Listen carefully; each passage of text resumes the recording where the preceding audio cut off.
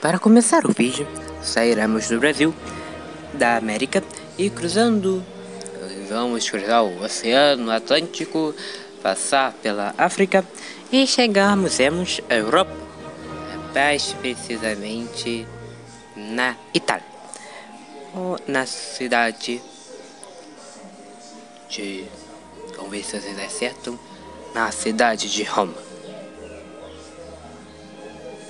que está por ali. Aqui. Bem, olha que cidade bonita, não é mesmo? Muito bela essa cidade. Primeiramente vemos algo diferente, que não parece ser muito italiano, uma pirâmide nos moldes egípcios. É a pirâmide de Caio VI, próxima ao cemitério católico e à porta de São Paulo. A pirâmide foi construída entre 18 a.C. a 12 a.C., como túmulo para Sestio, que era um magistrado. Mede cerca de 37 metros de altura.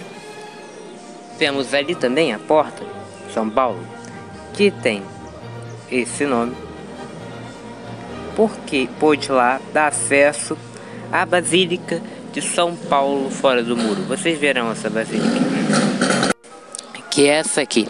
Bem, então vamos lá no Google Maps para ver isso aqui por terra, não é mesmo? Vocês viram a pirâmide, né? Bem, esse muro, esse portão fazia parte de um muro do século IV e já passou por tantas guerras como entre os ostrogodos e o Império Bizantino, também ao conflito entre aliados e o eixo em 1943. Bem, vamos passar em direção ao Monte Palatino. Bem, então iremos para um circo dos tempos da antiguidade. Vocês já devem estar vendo ele ali. Não parece um circo, não parece muito com o circo atual, mas na verdade é porque a palavra circo significa alguma coisa em forma de anel ou de círculo. Então vamos ver ele. Bem, aqui os Circus Maximus, ou o Circo Máximo, um antigo circo utilizado para corrida de bigas, são tipo carroças. Talvez sem uma imagem, poder-se dizer que acomodava entre 150 mil a 250 mil espectadores. Está localizado num vale entre o Monte Aventino e o Monte Palatino. Era dedicada aos jogos públicos realizados nas principais festivais religiosos. Eram patrocinados e cada pessoa tinha seu próprio time, como é nos esportes atuais. Não só corrida de bigas, mas luta entre animais, com direito a 63 leopardos contra 40 ursos mais elefantes. Os primeiros jogos foram feitos pelo rei Tarquínio, o Soberbo, do século VI a.C., também o último rei de Roma, mas o estádio já era construído já há algum tempo pelos seus antecessores. Quando chegou a República Romana, os jogos ficaram cada vez maiores até o fim do Império Romano, onde eles foram deixados de lado. Ele já foi reformado várias vezes por Júlio César e Augusto. As corridas eram extremamente perigosas, porque principalmente numa parte onde a rota ficava menor, e muitas pessoas se machucavam. Depois do século VI d.C., o circo foi abandonado. Sua estrutura serviu de fonte de materiais de construções e seus obeliscos levados para outros lugares, como o Palácio de Latrão. Hoje é um parque utilizado para concertos, manifestações e comemorações. Talvez eu tenha me atrasado um pouco, mas estamos agora no Monte Palatino, a mais central das 7 colinas. Era onde ficava a casa dos imperadores, e por isso seu nome deu origem à palavra palácio, que nós temos hoje para a casa de governante, e é o lugar mais antigo de Roma. Vemos aqui o Palácio de Domiciano, dividido entre o Palácio Augustano e a Casa Flávia. Era aqui onde alguns imperadores moravam. O Augustano era a parte privada, para onde eles residiam, e a Flávia para eventos de Estado. Aqui nós estamos vendo o Palácio Augustano. Vai aparecer a demarcação para vocês verem onde fica cada coisa. E então a gente está indo em direção agora à Casa de Augusto, que são duas residências utilizadas por Caio Otávio. Uma antes de ser imperador e outra quando ele era imperador. Ele formou, junto com Marco Antônio Lepto, o segundo triunvirato, que era uma associação entre 3 homens que governavam toda a República Romana. Lepto foi afastado e exilado de Roma, e Marco Antônio e Otávio se odiavam, e acarretou isso numa guerra, na Batalha de Ácio, em que Marco Antônio e Cleópatra, que era sua mãe, se suicidaram, e Otávio acabou ficando com todo o Império Romano para ele. Na verdade, foi aí que, depois de ter recebido o título de César Augusto, que significa divino, estamos indo agora à casa de Augusto, onde eu estava dizendo. Essa aqui. Só temos restos dela, é claro. Bem, agora iremos para o palácio do sucessor de Augusto e seu filho adotivo, o imperador Tibério, que morava ali até alguns problemas. Inclusive, ele é por causa que ele matou o seu sobrinho e filho adotivo, Germânico. O palácio está todo aí, porque ele não foi totalmente escavado ainda. Bem, Tibério saiu daí porque ele cansou de se governar e mudou-se para a ilha de Capri, mais ao sul, onde gostava de jogar pessoas do penhasco. Reinou até ter sido assassinado, provavelmente por ordem do filho de Germânico e seu sucessor, o imperador Calígula, que retornou com a corte para Roma.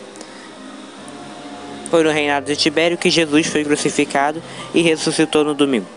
Agora vemos aqui as ruínas do Fórum, que, no latim, significa mercado, local aberto, e relacionado com a palavra fores, fora. O Fórum Romano era o principal centro comercial do Império, que está localizado num vale entre o Monte Palatino e o Monte Capitolino.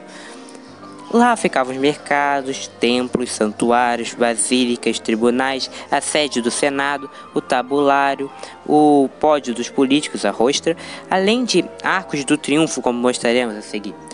Já no século VIII, o Fórum já estava caindo aos pedaços.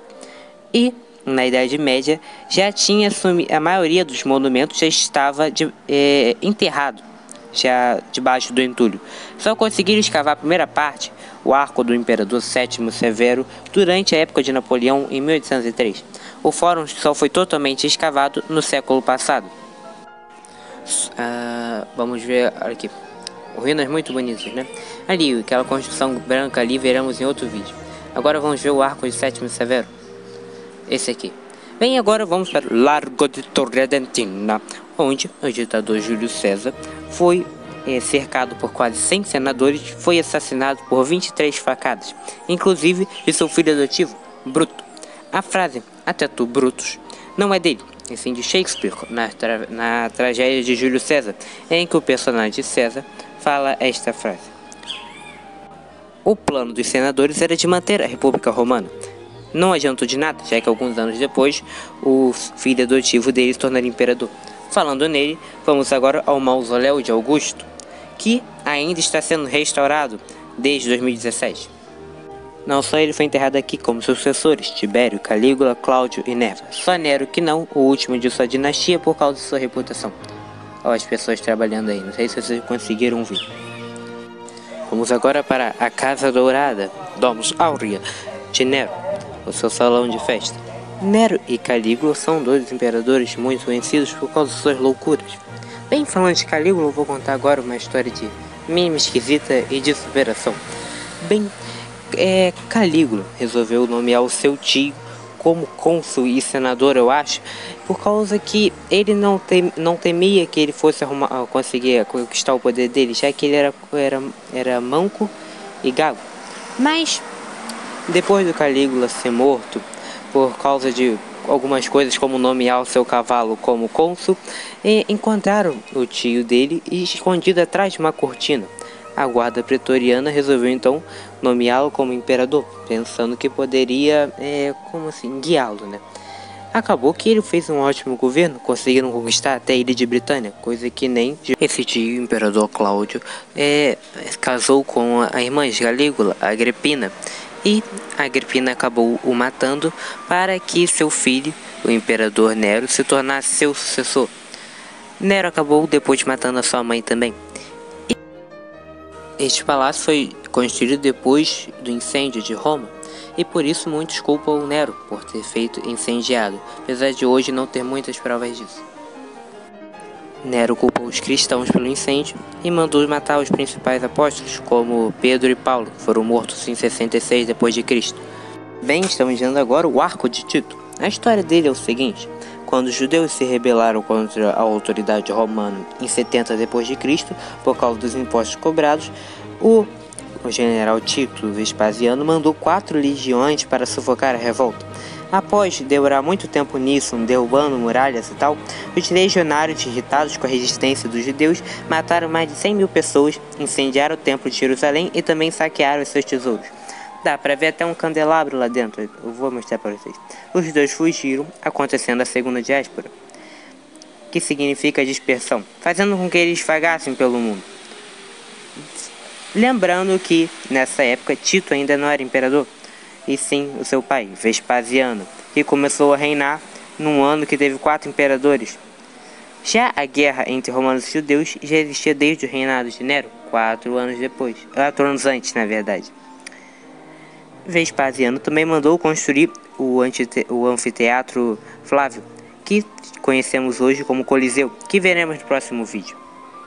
O Arco de Tito foi construído pelo imperador Domiciano, logo após a morte de Tito, seu irmão, em 88 d.C. O Arco do Triunfo na França é baseado neste arco. Agora, o último lugar para onde nós iremos: o Panteão Romano, um dos monumentos mais bem preservados. Vamos até lá, passando pelo rio Tibre ali, bem. Panteão significa de todos os deuses, apesar de hoje ser utilizado numa forma mais diferente,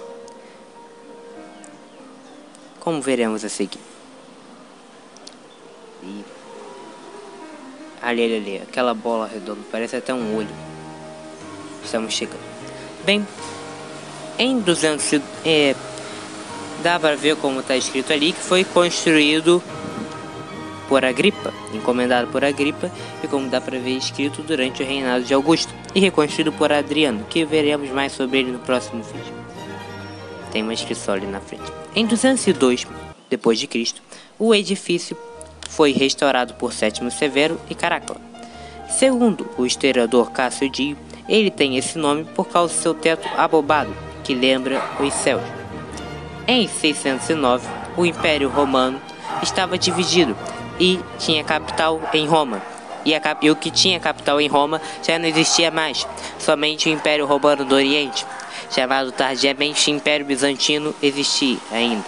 E o imperador bizantino, Focas, deu o edifício ao Papa Bonifácio IV, que o converteu em uma igreja e consagrou a Santa Maria e os mártires, e colocou várias relíquias deles lá. Isso salvou o edifício do abandono, ao contrário dos outros monumentos, como já vimos antes. Desde o Renascimento, lá utilizado como túmulo, os reis da Itália, Vítor Emanuel II e Humberto I, estão enterrados lá. Atualmente, lá é uma igreja católica, com missas no domingo e tudo. Também existe uma vigília permanente sobre os túmulos dos reis, sendo que a Itália é uma república desde a abdicação de Humberto II após a derrota na Segunda Guerra em 1946. Por que eles vigiliam os túmulos dele? Eu não sei.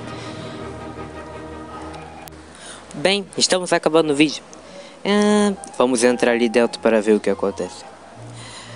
Bem, eu não sei se o próximo vídeo vai ser sobre o Império Romano mais tardio e o início da Era Cristã, ou depois de 100 d.C., assim. Vamos falar sobre monumentos muito importantes, monumentos como o Arco de Constantino, Castelo de Sant'Angelo. Vamos falar sobre o Coliseu, o Mercado de Trajano, as Termas de Caracalla e o Museu Capitolino e muitos outros lugares. Até mais, tchau!